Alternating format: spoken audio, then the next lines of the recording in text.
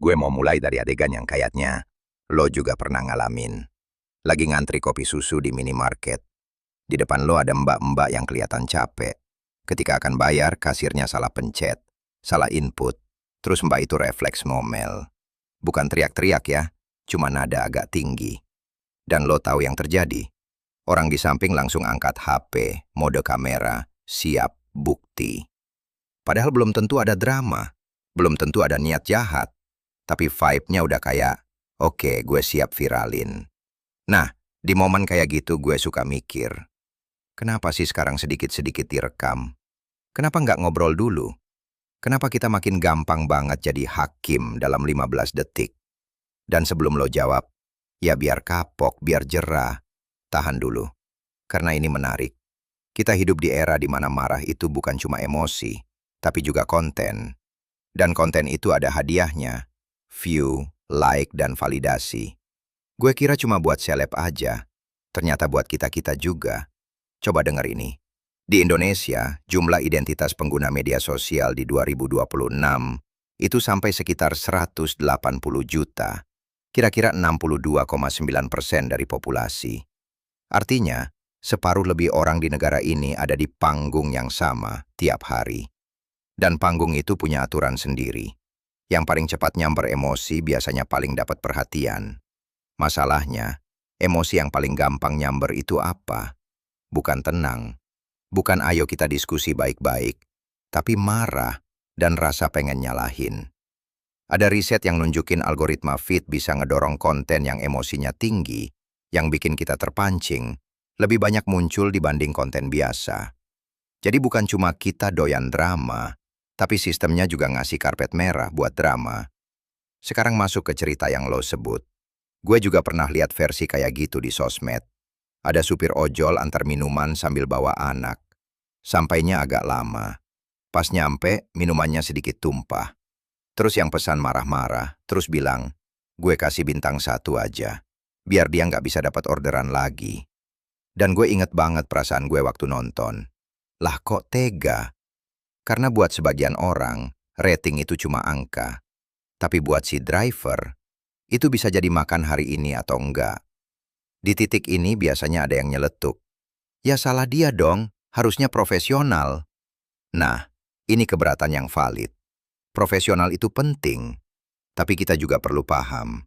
Sistem layanan cepat itu kadang bikin kita lupa manusia di balik layar. Secara psikologi, ada beberapa jebakan yang bikin orang gampang banget ngelakuin hal sekejam itu. Pertama, jarak emosi. Kalau lo ngomel langsung tatap muka, lo bakal lihat mata orangnya. Lo bakal lihat capeknya. Lo bakal lihat anak kecilnya. Nah, jarak itu bikin empati naik. Tapi kalau lo cuma lihat icon driver di layar, otak lo gampang nganggap dia fungsi, bukan orang. Ini mirip kayak lo marah sama mesin ATM yang error. Ayo dong cepet. Bedanya, yang lo marahin kali ini manusia. Kedua, ada yang namanya fundamental attribution error.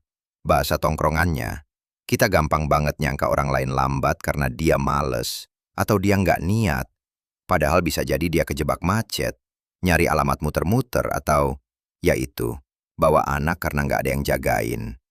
Kita menilai orang dari hasil di depan mata, bukan dari kondisi di belakangnya. Ketiga, ini yang serem. Moral outrage, alias marah yang berasa gue paling bener. Riset di psikologi sosial nunjukin ekspresi marah moral di internet itu sering bikin sesuatu jadi lebih viral, lebih banyak di-like, di-repost, karena orang lain ikut ke bawah emosinya. Jadi saat seseorang marah dan menghukum driver, dia bukan cuma ngerasa berkuasa, tapi juga ngerasa didukung sama kemungkinan penonton yang bakal setuju. Dan disinilah rekaman viralin itu jadi senjata paling gampang. Lo nggak perlu ngobrol, lo nggak perlu dengar penjelasan. Tinggal rekam, upload, selesai. Otak lo dapat sensasi menang. Dopamin kecil-kecilan. Gue berhasil menertibkan orang. Padahal, kadang yang kita tertibkan itu orang yang lagi berjuang. Gue mau ajak lo ngebayangin sebentar aja. Kalau lo lagi kerja, satu-satunya sumber duit, terus ada masalah kecil, dan orang langsung mematikan peluang lo. tanpa ngobrol, tanpa dengar alasan, itu rasanya kayak apa? Dan ini bukan kejadian satu dua.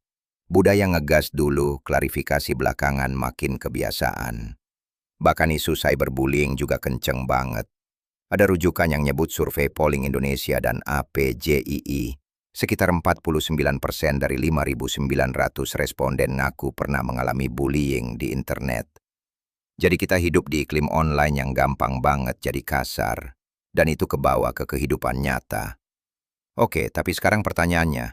Kalau gue jadi pembeli, terus layanan beneran jelek, masa gue diem? Nggak juga. Kita tetap bisa tegas tanpa jadi kejam. Ini bedanya. Tegas itu ngasih konsekuensi yang proporsional.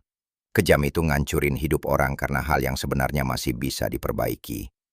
Gue kasih cara yang bisa lo pakai mulai hari ini, tanpa harus jadi orang paling bijak sedunia.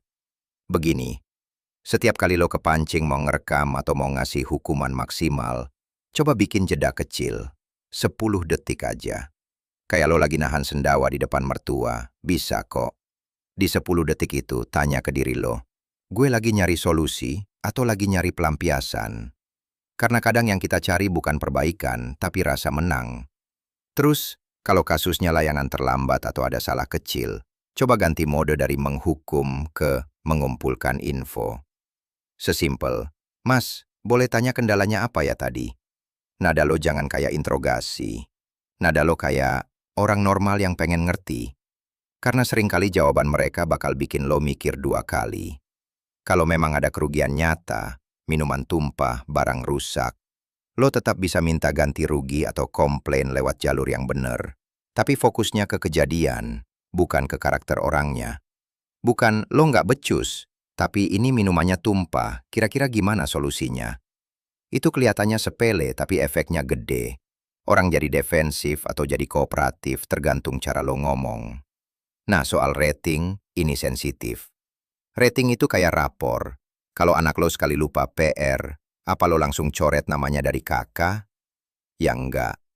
Lo tegur, lo bimbing, lo kasih konsekuensi yang masuk akal. Di layanan, kalau pengalaman lo benar-benar buruk dan berulang, rating rendah bisa jadi sinyal. Tapi kalau cuma satu kejadian yang masih manusiawi, macet, tumpah dikit, telat karena kondisi, coba pikirin nilai keseluruhan dulu. Banyak orang ngasih bintang rendah itu kayak nembak nyamuk pakai bazooka. Dan yang paling penting, jangan jadikan kamera sebagai langkah pertama. Kamera itu langkah terakhir, buat hal yang benar-benar bahaya atau ada ancaman. Kalau cuma salah paham, ngobrol dulu. Karena sekali lo upload, lo nggak bisa narik dampaknya. Komentar netizen itu bukan cuma pedas, kadang bisa jadi palu godam. Gue tahu ada yang bakal bilang, tapi kalau nggak diviralin, nggak ada efek jera. Ya, kadang viral memang bikin orang kapok. Tapi kita juga harus jujur, viral seringnya bikin efek jera yang ngawur. Yang kena bukan cuma pelaku, tapi keluarga, anak, dan masa depan orangnya. Dan lucunya, netizen biasanya move on besoknya. Sementara yang diviralin, nanggung akibatnya lama. Coba pakai analogi simple. Viral itu kayak nyalain sirine kebakaran satu mall, cuma karena ada asap dari toaster. Mungkin orang jadi waspada, tapi paniknya bikin orang keinjek-injek. Niat awalnya biar aman, tapi hasilnya bisa lebih rusak. Banyak dari kita sebenarnya nggak pengen keadilan. Kita pengen validasi. Kita pengen ngerasa gue pihak yang bener. Dan sosial media ngasih panggung buat itu. Tapi kalau lo terus-terusan hidup di mode itu, pelan-pelan lo jadi orang yang reaksinya keras, emosinya tipis, dan empatinya kering. Itu bukan cuma ngerusak orang lain, itu ngerusak hidup lo juga. Karena dunia bakal kerasa penuh musuh. Jadi gue ngajak lo mulai latihan hal kecil. Besok kalau ada kejadian ngeselin, jangan langsung rekam. Jangan langsung bintang 1. Jangan langsung ngegas. Berhenti sebentar. Tanya dulu. Obrolin dulu. Tegas boleh, tapi jangan hilang manusia. Kalau lo setuju, share video ini ke temen lo yang paling gampang kebakar emosinya. Yang kalau lihat satu klip langsung bilang, viralin. Dan buat lo yang nonton sampai sini, gue pengen lo bawa satu kalimat ini pulang. Kebaikan itu kadang nggak viral, tapi dampaknya paling panjang. Jaga kewarasan lo. Gue si Peci Hitam, bye.